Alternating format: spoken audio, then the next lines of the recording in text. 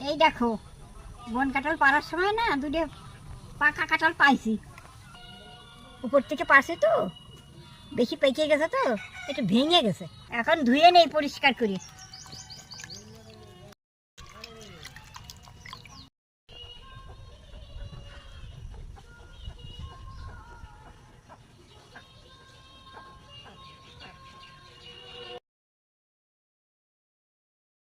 খেয়ে নেই।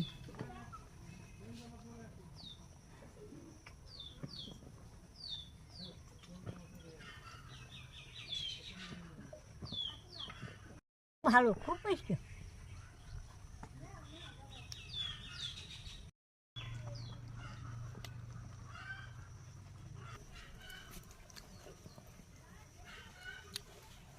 তোমরা কারা কারা বন কাঁঠাল খাইছো কমেন্ট করে জানাবা।